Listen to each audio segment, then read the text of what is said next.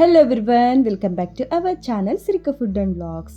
ఈరోజు చేపల పులుసు అనేది ఈ వీడియోలో మీకు చూపిస్తున్నాను ఎలా చేయాలి అనేది. అంటే కొన్ని టిప్స్ పాటిస్తే చేపల పులుసు అనేది చాలా పర్ఫెక్ట్గా వస్తుంది. కొంతమందికి చేపల పులుసు చేయాలంటే చాలా భయం అవుతుంది, ఎందుకో చెప్తాను. ఇక్కడ చేపల పులుసు చేసినప్పుడు ఒక వాటర్ లాగా పైన ఫామ్ అవుతుంది అనమాట. కింద మొత్తం గ్రేవీ అలానే ఉండిపోతుంది. చాలామందికి ఇదే ప్రాబ్లం అవుతుంది.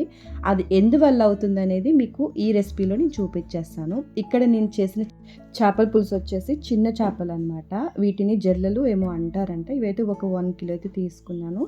నీట్గా క్లీన్ చేసి పెట్టుకున్న తర్వాత దాంట్లో కొంచెం పసుపు, ఉప్పు, కారం కలిపేసి నీట్గా ఇలా కలిపెట్టేసుకొని పక్కన పెట్టేసుకోండి. తర్వాత కొంచెం చింతపండు అనేది మనం నానబెట్టుకోవాలి. ఇక్కడ ఒక నిమ్మ సైజ్ చింతపండు అనుకోండి.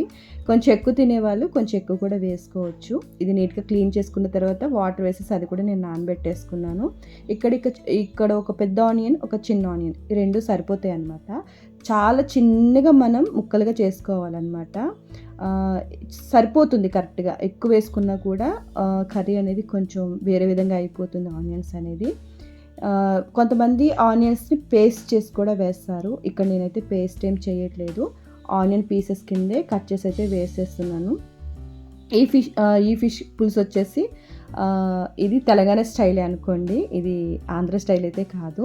ఇప్పుడు అలా చిన్న చిన్న ముక్కల కింద అయితే కట్ చేసుకున్నాం కదా. తర్వాత ఒక ప్యాన్లో ఆయిల్ అనేది వేసుకోవాలన్నమాట. మనకి చేపల పులుసులోకి కొంచెం ఆయిల్ అనేది కొంచెం ఎక్కువే పడుతుంది. దాంట్లో ఒక స్పూన్ మెంతులు, ఒక స్పూన్ ఆవాలు, తర్వాత ఒక స్పూన్ జీలకర్ర ఇవి వేసుకున్న తర్వాత మనం కట్ చేసి పెట్టుకున్నాం కదా ఆనియన్ ముక్కలు కూడా వేసేసుకొని చక్కగా ఇదైతే ఫ్రై చేసుకోవాలన్నమాట.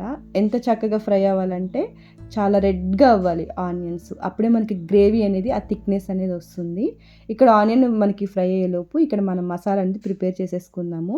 ఇక్కడ నేను చెక్క, లవంగ, అలాగే కొంచెం జీలకర్ర, కొన్ని మెంతులు, కొన్ని ఆవాలు అనేది మీ ఇష్టము, లేకపోతే స్కిప్ చేసేయచ్చు.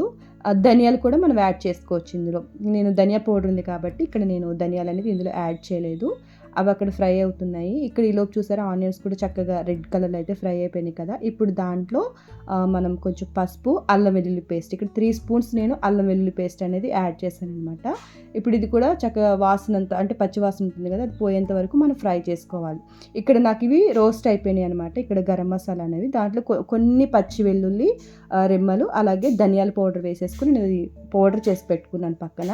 చేపల పులుసుకి మసాలా అనమాట. ఆనియన్ కూడా చక్కగా ఇక్కడ ఫ్రై అయిపోయింది కదా. ఇప్పుడు కరెక్ట్గా మీరు చేయాల్సిన పని ఏంటంటే, అంటే మీకు వాటర్లా రాకుండా ఉండాలి అంటే ఫస్ట్ మీరు చింతపండు వాటర్ అనేది యాడ్ చేసుకోవాలి. ఇక్కడ మీకు గ్రేవీ అనేది మీ ఇష్టము. కొంచెం చింతపండు అనేది వాటర్ ఎక్కువ యాడ్ చేసుకుంటే కొంచెం లూజ్గా ఉంటుంది.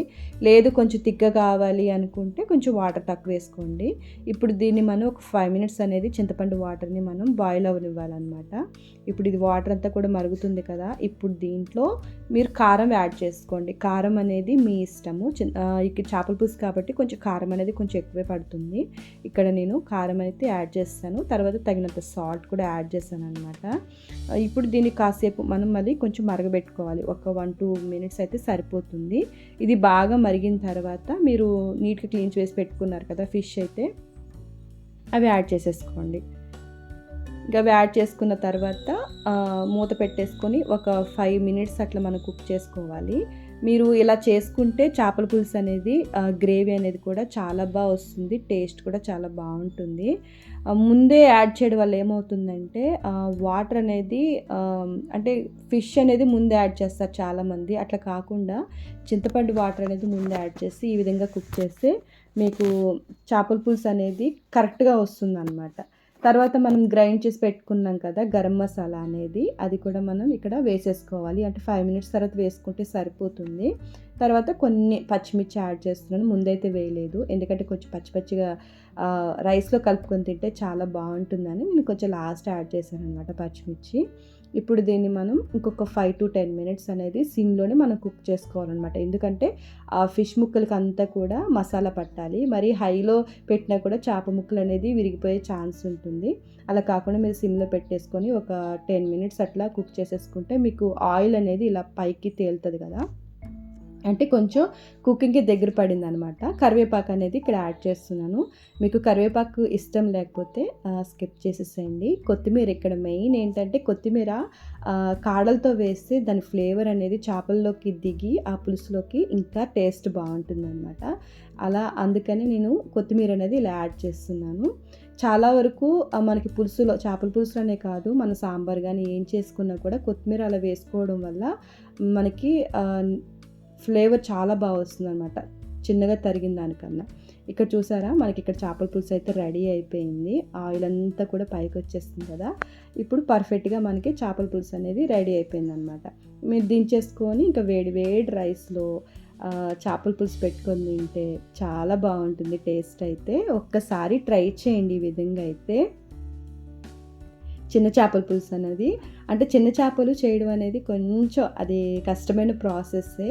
మీకు ఇవి చేస్తే ఫిష్ ముక్కలు అనేది విరిగిపోవన్నమాట. మీరు ఎంత చిన్న చేపలు చేసినా కూడా పర్ఫెక్ట్గా వస్తాయి. గ్రేవీ కూడా చాలా థిక్గా ఉంటుంది, టేస్ట్ కూడా చాలా బాగుంటుంది. ఒకసారి అయితే ట్రై చేయండి. వీడియో నచ్చితే కనుక ఒక లైక్ అయితే ఇవ్వండి. Thank you for watching.